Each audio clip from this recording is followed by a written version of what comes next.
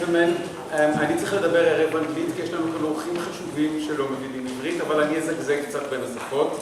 It is my special pleasure to welcome Professor Sarti, Marina Trivella and their colleagues from the Istituto Italiano di Cultura who cooperated with us in this project. I'm also glad to welcome so many dear colleagues, students, family and friends who gathered here to hear us. I'm really very excited.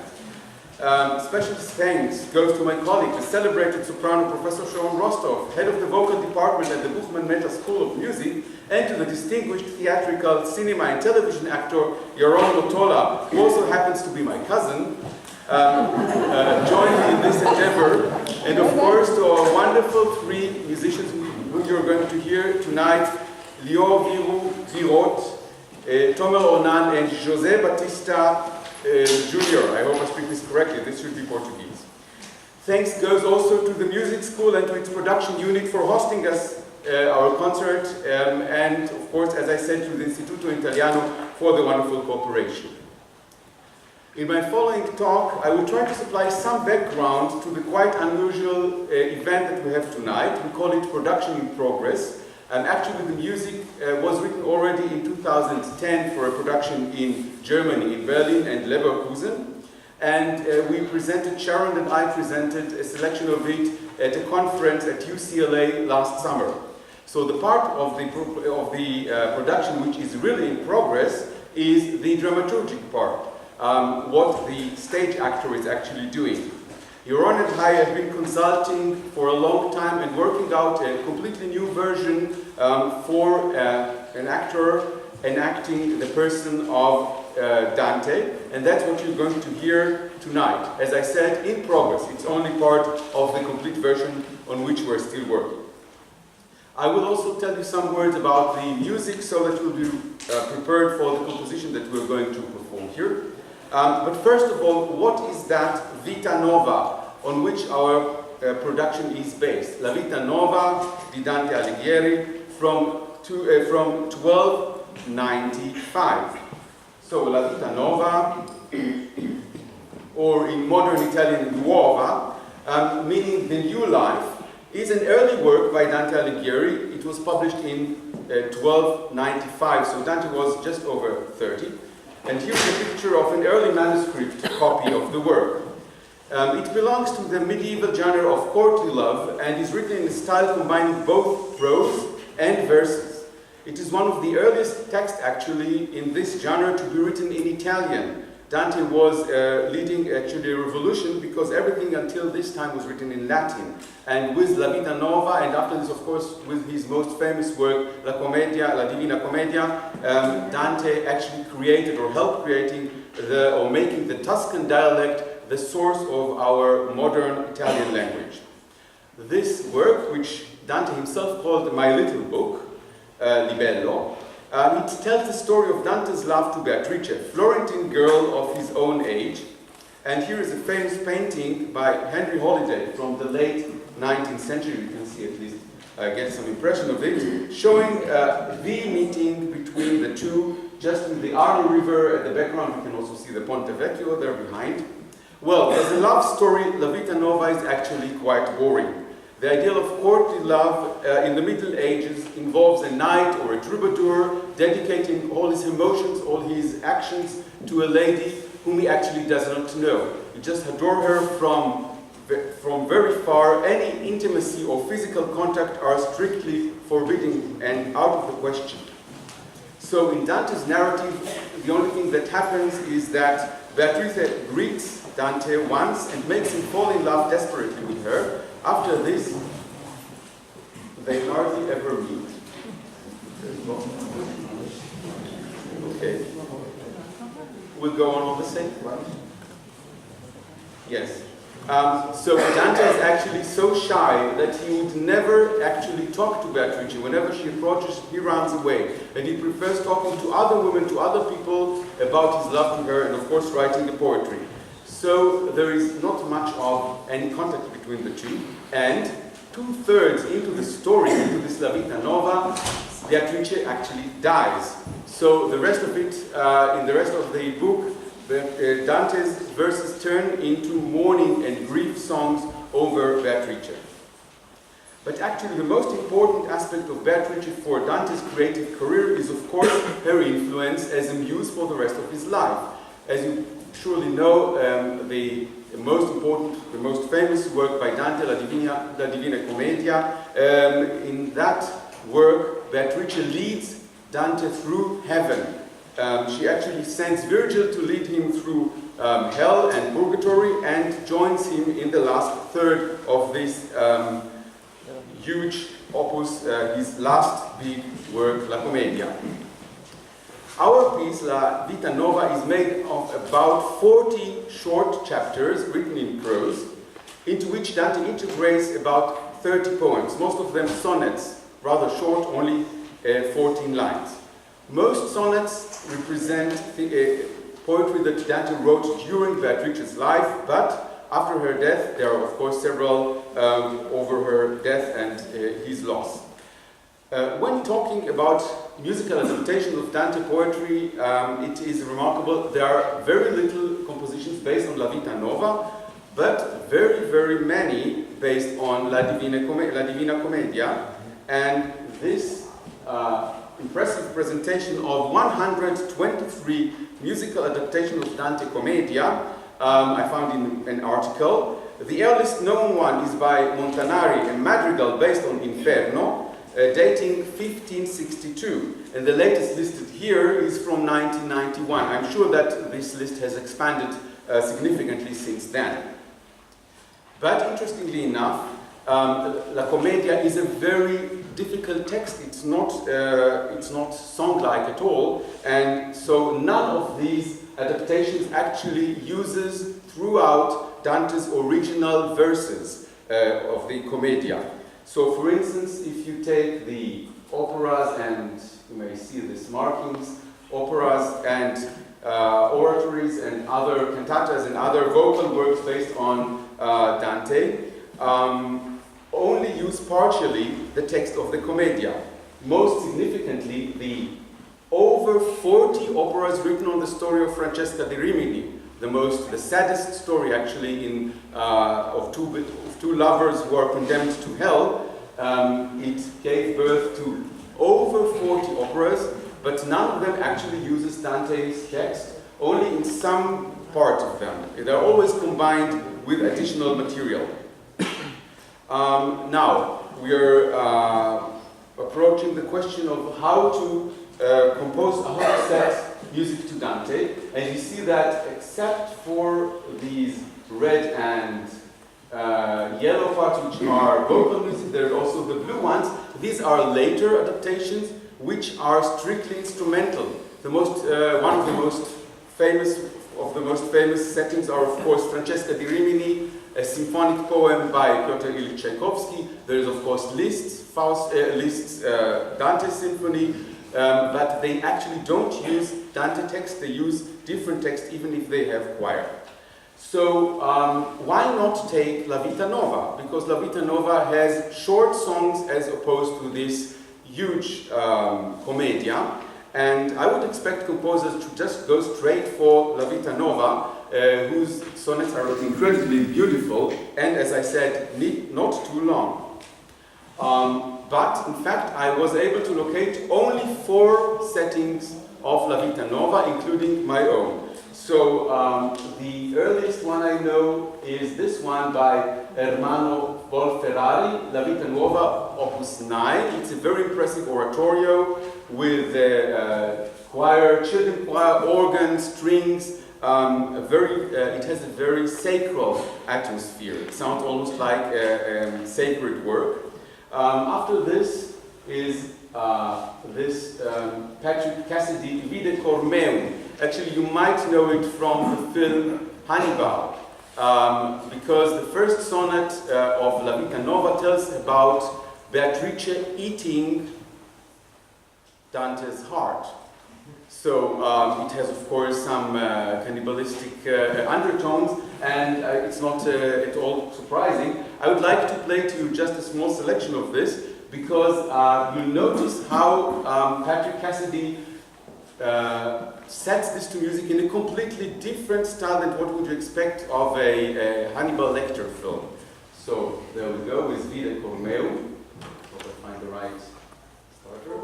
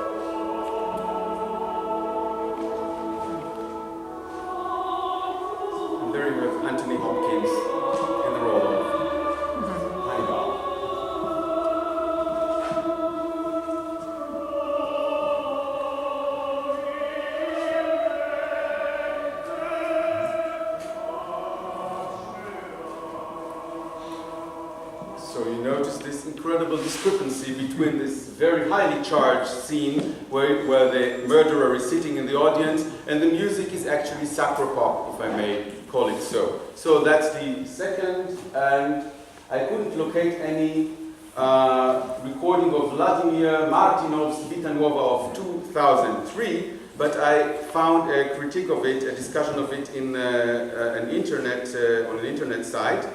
And it was described the latest in a series of a big, inferior post-Soviet works to be championed by Russian conductors active in this country. It was described as far too long and as way too, pompous. So we see that La Vita Nova, although it has short text, very appealing lyrics, I'll tell you more about it in a second, and you have the lyrics on our handouts,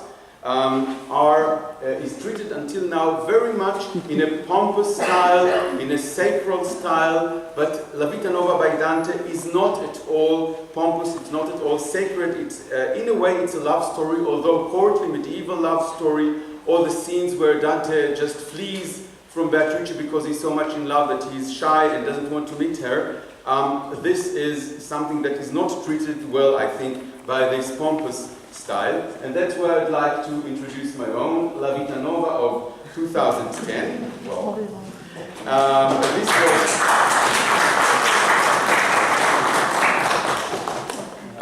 the premiere performance took place at Leverkusen and Berlin. It was sponsored by the pharmaceuticals company Bayer, with a center in Munich, and the concept that was of putting Dante's text on stage with an actor representing Dante himself and a singer creating the double role of Beatrice and the poet's muse. The instrumental ensemble features 5 musicians. Here they are. Today we are on reduced scale. I will play the 2 troubadour instruments, harp and guitar, on this not very medieval instrument, but at least some of the instruments otherwise will imitate at least some of the medieval impact. So how do you go about composing, setting to music a medieval or a late medieval, early Renaissance text? I will just give you a glimpse into 2-3 things to make the listening afterwards more effective. So one thing that I like about is using the medieval cadence. So if you have this, very well known and a little, actually very corny cadence you hear in every normal composition, I like this one, which is called, this is a cadence that you find in early sources from the medieval time, and it sounds a little like the Pink Panther, right? So you'll hear some of this too. And one other thing that so that is integration of medieval and other turns of phrase, but also went into a distortion of medieval effects. So for instance, there is a very well-known medieval dance called Romanesca, and it sounds like this.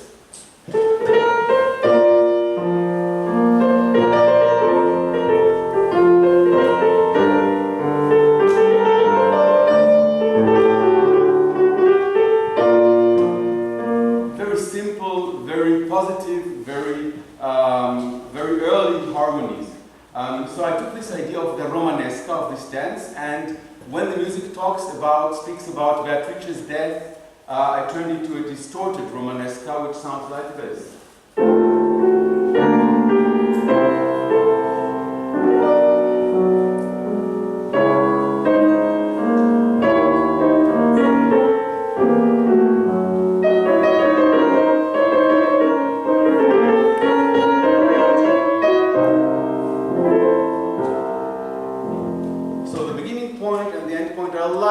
Medieval music, but in the middle it gets a bit crazy.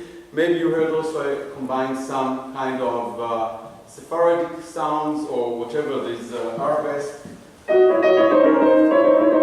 And I just like to show to you what I had to do with, just as an example, with this poem. You see, most of the sonnets, most of the pieces are sonnets, 14 lines, but this one is a huge monster. How do you go about setting a canzone of 5 strophes? Each of them is 14 lines. Of course, you have to shorten it. And the question is how to go about. So actually what I did is just selecting what I found most effective musically, and then of course you need to go about entering some musical structure. So I made this. What I just played to you is an A, that's this distorted Romanesca. In the middle, there are reminiscences of Beatrice's beautiful love songs to Beatrice. And at the end, there is a scene where she dies. So actually, all the music students sitting here will recognize a rondo. That's exactly the structure of a well-known Mozart rondo.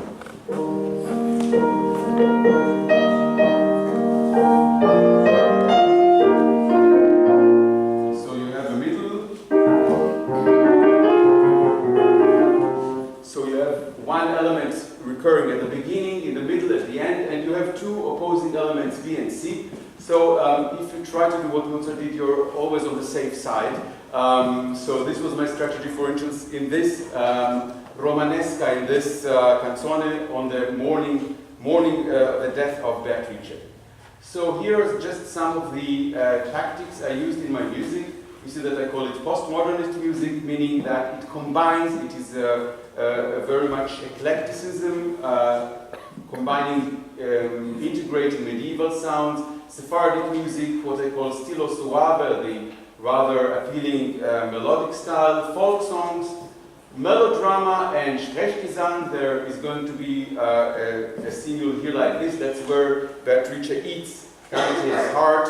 I used something which is a little like Schoenberg's technique, and I also ventured to use some late post-romantic music to describe the ascent of Dante's soul to visit Beatrice in heaven. And there is one unifying element. Beatrice is compared by Dante to the number 9, and therefore I took a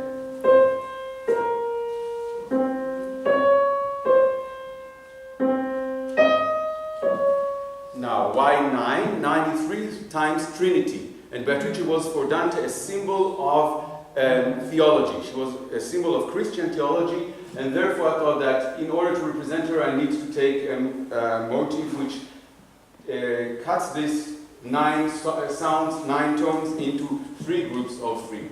So far to the music. But as I said, our production in progress is addressing the issue of what to do with La Vita Nova with a not very interesting prose, not from the point of view of stage production, into something that you can put on stage. So La Vita Nova is not very interesting dramaturgically, but Dante's life is very much so. I can hardly imagine any biography with let's say, incredible from the point of view of what he did in his politics, what he did in his music, in his writing, what he did in his philosophy. So I just showed you several conflicts that you find in Dante's time. The Catholic Church against secular rulers. Although the Catholic Church tried to have the entire populated world under its grip, at this time there are groups trying to oppose to it. And you might know that Italy was divided between the Guelphs, who were completely conformed with the Pope in Rome, and the Ghibellines, who were actually representing the imperial cause. They were trying to vote for the emperor, who wanted more force for himself. Now, in Dante's life, actually, he was a Gulf. He actually fought against the Ghibellines. I won't tell you the entire story, but then there was another faction, another schisma in Florence, where the Gulfs were divided into blacks and whites. Dante landed on the wrong side. He was a white one, then the blacks won, and he actually had to leave under a penalty of death. Dante had to go into exile, so he's actually a political exile for the rest of his life. At the same time, his thinking represents early germs of atheism, although he himself was very religious, but he was trying to reconcile theology and philosophy. In our piece, in La Vita Nova, theology is represented by Beatrice, but you will hear one of the arias discussing the new woman. The new woman is actually an allegory. After Beatrice dies, Dante seeks comfort in philosophy, and this is represented by another woman. Incredibly enough, both Beatrice and Dante were married throughout the entire story. Just imagine, you have a love story, but both of them are married. The husband and the wife are not mentioned even in one word in this book, but Beatrice was actually married to a knight, to somebody who got a title of a knight. He was much better off than Dante himself. So the story of Dante is also the story of the poor poet against the rich families who got the titles, who got the money, and he was actually trying to fight his existence. So we have troubadour love to Beatrice. At the same time, he had earthly love and at least 3 children, maybe even 4, with Gemma. Now, just to make things more complicated, Gemma was from a black family. So while Dante had to leave Florence because he was white, Gemma stayed there. So I won't bother you with all these details, but you see how incredibly complex his life were. So there were aristocrats, ruling classes, and Dante himself belonged to the small merchants, to workers. He actually joined the guild of the pharmacists, just to make himself a little more interesting socially. So he was a poet philosopher who refused for a very long time to have anything to do with politics, but then when he had the opportunity, he actually became a prior. So he ruled alongside with other people Florence for a short time, but this was disastrous. Because he was a ruler under the white regime, he then was just under penalty of death forced to leave. So, just to say, I am very grateful to the 2 wonderful artists joining me. You'll see that Yaron and I worked a very interesting story. In fact, the idea is that the story of La Vita Nova is not our basis. We try to tell Dante's life story and combine it with the music of La Vita Nova and with the poetry of La Vita Nova. Whether we succeeded with our production in progress, you'll tell me afterwards. Thank you very much for listening and enjoy.